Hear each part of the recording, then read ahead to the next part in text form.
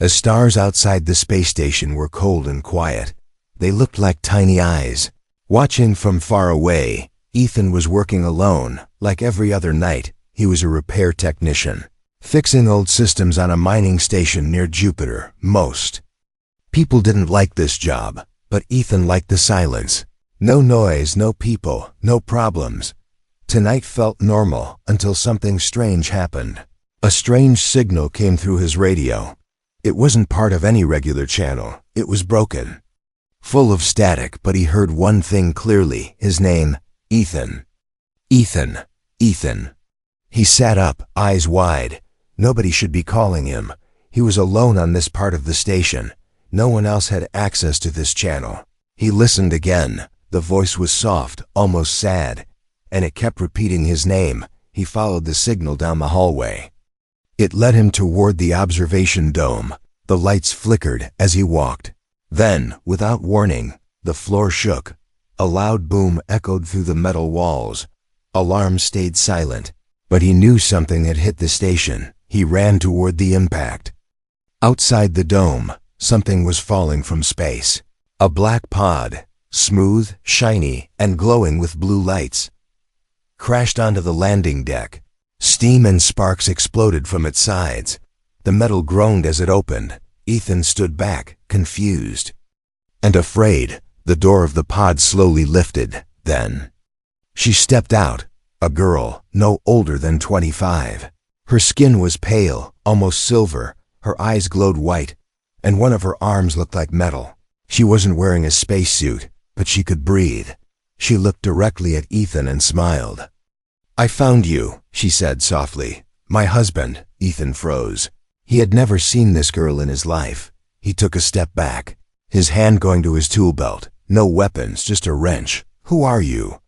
he asked, trying to stay calm. The girl tilted her head, her voice calm but robotic. "You promised you'd wait for me," she said. "We were married before the fall." "What fall?" he asked. "I don't know you." Her face showed a flicker of pain. "I'm still waking up," she said. "My memory isn't full yet, but I know your face. You're Ethan." He shook his head. "You've got the wrong person." Suddenly, red lights started flashing. Alarms blared through the station. Ethan's radio screamed. "Unidentified object on deck 9. Security units moving in." The girl turned to him quickly. "They'll take me," she said. "If they do, I won't remember you again. Please." She stepped closer. "Don't let them take me." Ethan didn't know what to do. Everything in his head said run, but something deep inside his heart said stay. She looked at him like she truly knew him, like she had waited for this moment a long time. The door behind him opened. Security bots rolled in, guns armed. They scanned the area and locked onto the girl. "Target identified," one of them said.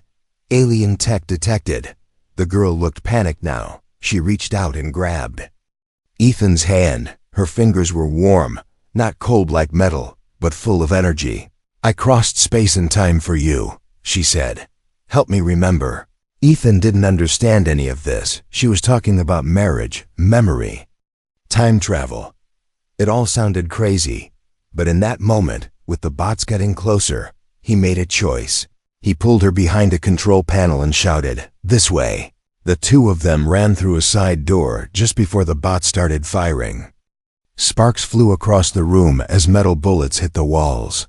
They ran down the hallway, alarms blaring, lights flashing red behind them. The girl held tight to his hand. "I knew you'd remember me," she said, smiling again. Ethan didn't answer, but deep down, he started to feel something strange. A voice inside him whispered, "You've met her before." Ethan didn't know why he was running. He just knew he had to.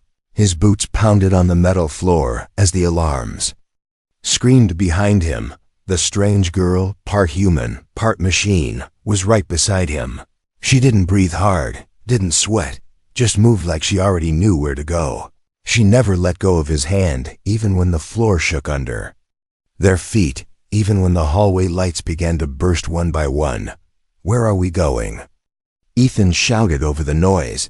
"There's a service tunnel below," she said. "No cameras, no guards." "How do you know that?" "I've been here before," she answered. In another version of time, Ethan didn't know what that meant. He didn't have time to ask. The security bots were getting closer. He could hear their metal wheels rolling fast, guns charging with a high-pitched whine. The girl led him to a small wall panel and pulled it open. Inside was a dark shaft with a narrow ladder. "Down," she said. Quickly, they climbed into the darkness.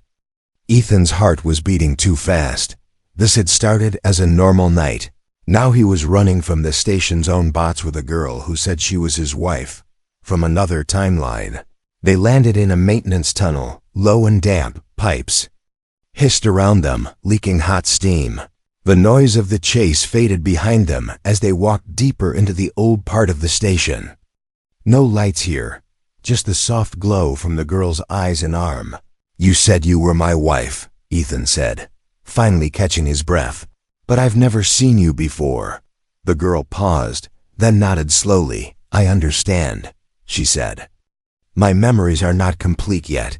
I remember your face, your voice, how you looked when we first met. But the rest is broken. Are you a machine?" He asked, looking at her glowing fingers. She looked down at her hand, then back at him. "Half," she said. "Half machine, half something else." "What else?" "Alien," she whispered. "I wasn't born, I was built, but not by humans." Ethan felt his head spinning again. "Why me?" he asked. "Why come to find me?" "You were my anchor," she said, "the one who made me stable. In my timeline we were together. You taught me how to be human." Ethan was silent. He didn't believe her, not fully, but a small part of him wanted to. Maybe because when she looked at him, it didn't feel fake. It felt like something lost was being found again. She stopped walking and pointed ahead. There was a small storage room filled with old equipment. Inside, she found a damaged control tablet covered in dust. She wiped the screen and turned it on. Old data files appeared. Logs, maps, video clips. She clicked through them quickly, like she knew what to look for. Then she froze. Her hand slowly touched the screen. Ethan stepped closer and saw what she was looking at. A photo. It was blurry and old, but it showed two people standing in front of a ship. The man was Ethan. The woman was her. He stepped back, shocked. "That's impossible," he whispered. "That picture doesn't exist." "But it does," she said. "It came through with me. It's from before, from the timeline where we met." Ethan stared at the image. He didn't remember taking it. He didn't remember being there. But something about it felt real, too real. Before he could say anything else, a sharp buzzing sound echoed through the tunnel. They weren't alone anymore. A flying drone passed by outside the storage room, scanning the area. It was different from the station's bots, smoother, faster, alien. The girl stepped in front of Ethan and narrowed her eyes. "They're not just after me," she said. "They're hunting both of us now." Ethan felt a chill go down his back. "What do they want?" "They want to erase what we were," she said, "and stop what we might become." Another drone flew by, closer this time. Ethan grabbed her arm. "We need to move," he said. "We need to find out who's really behind this." She nodded, her glowing eyes serious now. "And we need to find the ship," she said. "The one that brought me here." "Why?" "Because it holds the rest of my memories," she whispered. "And maybe yours too." They slipped out of the storage room, moving through the dark tunnel again. Behind them, the sound of machines grew louder. The past was chasing them, and the future was waiting. The air inside the tunnels felt heavier now. It was hard to breathe. Even though the systems were still working, Ethan walked in silence, his mind full of questions he couldn't answer. Beside him, the strange girl moved like she had walked these halls 1,000 times, even though she said this was not her timeline. She called herself Lyra. Now at least, that's the name she remembered. The rest of her memories were still broken, scattered like pieces of a puzzle. But each step they took, each corridor they crossed, something inside Ethan began to stir. Not fear, not confusion, but something older, something deeper. They reached A locked doorway, it led to the old engineering level. A part of the station shut down years ago. No cameras, no patrols, only shadows. Ethan scanned his card, but the system denied him. Lyra stepped forward, touched the panel with her cybernetic fingers. The door clicked and slid open. She smiled. Softly, "I remember how this works," she said. Ethan didn't ask how. He just followed her inside. The room was full of silence, thick, deep silence, the kind that makes your heart beat louder. Old machines sat like sleeping giants in the dark. Dust floated in the air, and the walls were covered in warning signs from long ago. "This place used to power the deep core drills," Ethan said. "They shut it down after the last collapse." Lyra walked toward a control panel and ran her hand across it. Suddenly, the screen lit up. Blue light filling the room. Old data scrolled down the display. Logs, dates, audio clips, visual files, and then a name appeared. Project AELX9. Ethan frowned. "I've never seen this project before." Lyra touched the file, and it opened. A video played. In the image, Ethan saw a lab clean, white, filled with advanced tech, and in the center was her. Lyra, floating inside a glass chamber, wires connected to her back. Scientists walked around her, taking notes, speaking in hushed voices. A man stepped into the frame. His face was older, worn, but familiar. Ethan leaned closer. It was him, older, tired, but it was definitely his face. He was speaking. "The bond is stable only when emotional. Memory is present. She responds to the presence of her anchor. If he dies, she breaks. If he lives, she becomes something more." Ethan stared at the screen, cold sweat on his neck. "What is this?" he asked, voice shaking. "I don't remember this." Lyra was quiet. Her eyes locked on the image. "This was the other timeline," she said softly. "You were part of the team that made me. You weren't just my husband. You helped build me." Ethan stepped back. "That's not possible," he said. "I'm just a mechanic." "No," Lyra said. "Not here, maybe. But in the other world, you were a creator. A scientist who gave me a reason to live. I don't even remember meeting you." Ethan said, almost in a whisper, "But I feel like I should." "That's the bond," she said, walking closer. "It's still there, deep inside you. That's why I found you, across space, across timelines." Ethan didn't know what to say. His whole world was shifting. Like the ground was no longer solid. The girl in front of him was part alien, part machine, and maybe part something else. And yet, when she looked at him, it wasn't cold or robotic. It was human, real. Before he could speak again, the panel behind them began to flash. A message appeared in red letters. "Connection trace detected. External signal incoming." Lyra's eyes widened. "They found us." "Who?" Ethan asked, stepping forward. "Not the station's bots," she said. "Something worse. They know I accessed the file. They're coming to erase it." The lights above flickered, then went dark. A deep hum filled the air. Not mechanical, not human. Something alien. Ethan grabbed her hand without thinking. "Where do we go?" "There's only one place left," she said. "The memory core. Does it still exist?" "Maybe," she said. "But if it does, it holds the truth." "What truth?" "About me," she whispered. "About us. And why the universe doesn't want us to remember it. They ran not from just machines now, but from something older, deeper. Something that feared what they might remember." Asterisk. The hallway behind them collapsed, not with fire, not with an explosion, but with silence, like something had erased it from reality itself.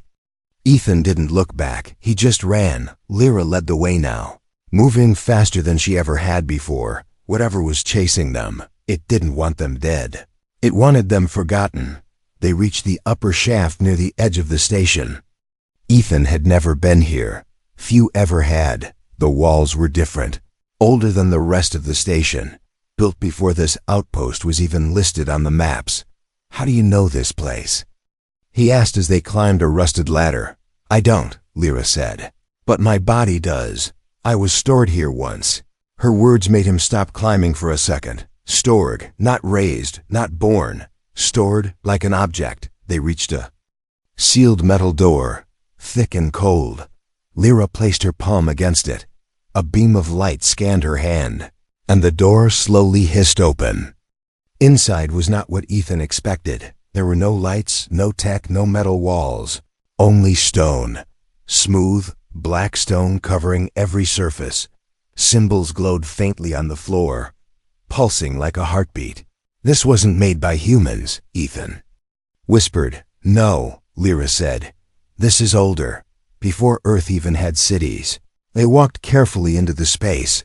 The walls were covered in carvings, stars, creatures, shapes that hurt the eyes if you stared too long. At the center stood a sphere, floating in the air. It hummed, quietly, like it was asleep. Lyra stepped toward it. As she got closer, her body started to flicker. Not just the cybernetic parts, all of her. Like she was phasing between two versions of herself. It's waking something inside me, she said. This is a memory core, but not just mine. It's shared. Shared with who? Ethan asked, confused. With all versions of me, she said. Across timelines, across realities. I can feel them. They're all trying to reach this one moment. Ethan took a step back. This is too much, he said. I fix machines. I live a quiet life. I don't know how to deal with this. You were never meant to live a quiet life, Lyra said gently. In every version of time, you find me. In every version you choose me. He looked into her eyes, glowing but filled with something more than light. Something human, something true. The sphere pulsed suddenly, faster, brighter. It sent out a wave of sound, not loud, but deep. Ethan dropped to his knees, clutching his head. He saw images too fast to understand, but strong enough to feel. Lyra standing on a burning world. Ethan dying in her arms. A wedding in a silver field under alien stars. A war, a promise, a goodbye then. Her screaming, alone, as everything ended. The vision stopped. Ethan gasped, shaking. What was that? He asked. Lyra knelt beside him, tears in her eyes, real tears. Our past, she said. All of them. And now it's happening again. Suddenly, the air shimmered. A figure appeared inside the room, tall, thin, not human. Its skin was dark and smooth like glass. Its face had no eyes. It spoke, not with words, but inside their minds. Return the core, it said. She was never yours to keep. Ethan stood, trembling. Who are you? We are the architects, the voice said. We made her to end war, not to feel love. She has broken the rules. She broke nothing. Ethan shouted. She's alive, because you gave her something forbidden, the voice said. Now we must correct the mistake. Lyra stood now too. I won't go back, she said. You made me to fight, but I chose something else. I chose him. You are not allowed to choose, the voice replied. Lyra's body began to flicker again. The core glowed brighter, reacting to her emotion. If they took her now, everything would be erased. Not just this timeline, but all versions of her. Ethan stepped between them. No, he said. If you want to take her, you have to erase me too. There was silence. Then the sphere suddenly exploded with light. A shockwave blasted through the room, throwing the alien figure backward. It screamed without sound and vanished. The lights dimmed. The room returned to stillness. Ethan looked at Lyra. She was glowing. Brighter now, standing tall. The memory core chose. She said softly, it chose us. Ethan reached out and took her hand again. The warmth returned, that strange, perfect warmth. What happens now? He asked. We find the ship, she said, and we end what they started. Then far behind them, the alarm returned, but this time, it wasn't from the station. It was from something coming across the stars. Something old, something angry, and it was coming for them. The stars looked different once they left the station. Ethan had seen space his whole life, but this felt new. The stars weren't just lights now. They were doors, some open, some shut, some shaking with secrets. The stolen ship was old but fast. It barely had weapons. But it had one thing no other ship had. Lyra. She connected to the controls with her mind, guiding them through places maps didn't show. She was silent most of the time, her eyes glowing softly as she searched through star charts and memories. Not all of them were hers, some were Ethan's, but from versions of him that had never lived in this world. He watched her sometimes when she wasn't looking. She looked like a girl lost in thought, but inside she was fighting a storm. She had seen too many timelines, felt too many deaths, and now she was trying to hold them all inside one mind. Ethan sat beside her as the ship passed into uncharted space. "Where are we going?" he asked. She pointed ahead. "There," she said. "To the archive." "What's there?" "Truth," she said. "The kind that hurts." The ship dropped out of faster than light travel. Before them was a strange moon, cracked, glowing from the inside. It didn't orbit anything, didn't belong anywhere.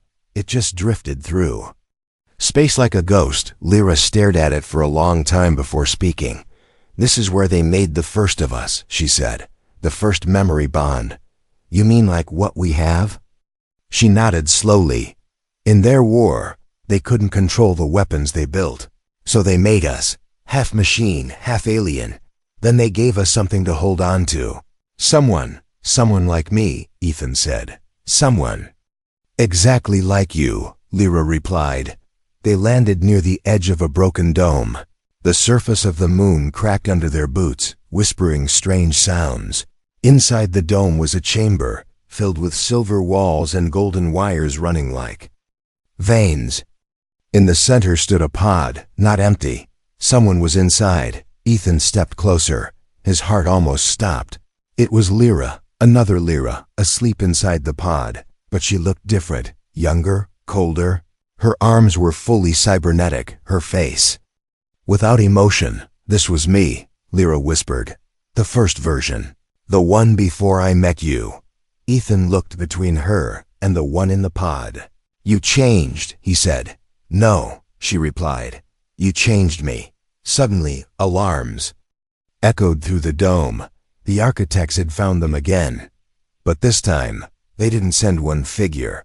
They sent many thin, tall shapes began walking through the outer walls. They didn't break them. They passed through like smoke.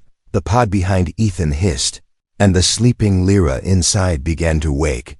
"This is what they want," Lyra said, her voice shaking. "They want the original to replace me. They think I'm broken." Ethan grabbed her hand. "You're not broken," he said. "You're real." The pod opened, and the older Lyra stepped out. She didn't blink, didn't speak. She looked at Ethan, and then at Lyra, then raised her arm. A weapon formed from her wrist, ready to fire. "Go," Lyra said, pushing Ethan aside. "She's not like me." But Ethan didn't move. Instead, he stepped between them again. "This isn't who you were meant to be," he said to the other Lyra.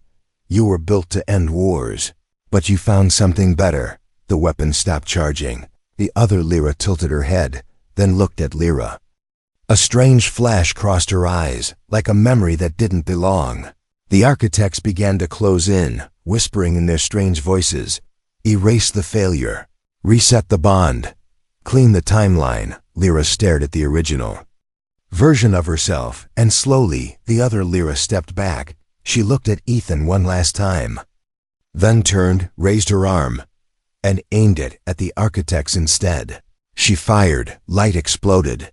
The dome shook as the weapons hit the enemy. Not them. One by one, the architects faded, unable to hold their form under the attack. When it was over, the other Lyra stood still, shaking. Her body began to break apart, pixel by pixel. She looked at Ethan, then at Lyra. "I wanted to feel what you felt," she said softly, then disappeared into light. Silence returned. Ethan turned to Lyra, who was crying again, not from pain, but from memory. She remembered. She whispered, "Because of you." Ethan held her hand tightly. "Let's finish this," he said. "No more running." She nodded. "The final gate is ahead," she said, "and inside it, is the choice to end all timelines. They turned toward the stars. The ship waited. So did the end. The ship drifted silently through the void. Outside, stars stretched like threads of light, endless and cold. Inside, Ethan sat still, his fingers trembling. Lyra's eyes glowed softly as she prepared for what came next. "This is the only way," she said, her voice barely a whisper. "To save me, we must share a mind." Together, Ethan nodded, though fear gripped his chest. He didn't fully understand what would happen, but he trusted her, because she was the only link to a past he never knew. She reached out, her hand warm as it touched his. A spark jumped between them. Suddenly, everything around them faded.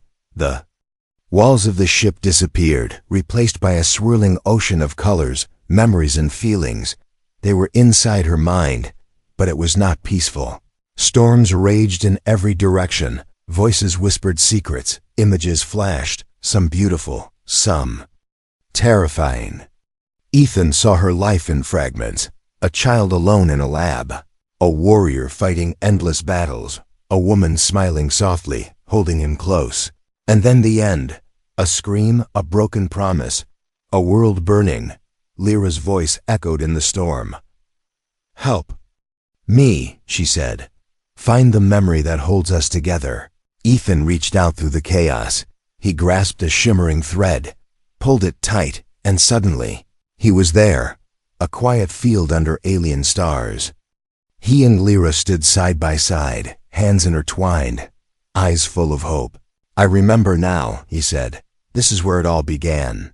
But the storm wasn't gone. Dark shapes lurked at the edges, trying to tear them apart. Voices screamed, "Forget." Lyra held him tighter. "We have to fight," she said, "or lose everything." Together they faced the darkness, their bond a shield against the void. Memories solidified. Love became their weapon. Light burst through the storm. Colors danced. The chaos faded, and they stood alone, stronger than before. The mind link broke gently. Ethan gasped for air. Lyra smiled, tears shining in her glowing eyes. "We're whole again," she said. But outside the ship, a shadow moved, watching, waiting. The final battle was coming, and their love was the key to everything. The stars outside the ship blazed brighter than ever. Ethan and Lyra stood side by side on the bridge, their hands still joined, fingers locked like a promise. The final enemy was coming, a force older than time itself. The sky outside cracked. With light, ships emerged from the darkness, shapes shifting like smoke. The architects had returned, stronger and angrier. They wanted to erase everything Ethan and Lyra stood for. Lyra looked at Ethan, her glowing eyes steady. "This is it," she said. "Our last fight." Ethan nodded, heart pounding. He felt the bond between them, stronger than any weapon. They were not just two, they were one, connected by memories. Love and fight. The battle began. Energy beams tore through space. The ship shook with every hit, but Lyra moved with grace, her cybernetic limbs flashing like lightning. Ethan worked the controls, keeping them steady in the chaos. Lyra reached out to the core of the ship. She poured all her power into it. A bright light exploded, blinding and pure, pushing back the darkness. The architects screamed in silence, their forms unraveling like threads. Ethan saw the fear in their eyes, because love was something they could not destroy. When the last enemy faded, the stars returned to calm. The ship floated in peace. Ethan and Lyra stood together, breathing. She looked up at him. "Do you remember now?" she asked softly. He smiled. "I do," he said, "and I always will." Their story was no longer just a memory. It was real, and it was theirs. The universe was vast and full of danger, but together they were unstoppable, and nothing could take that away.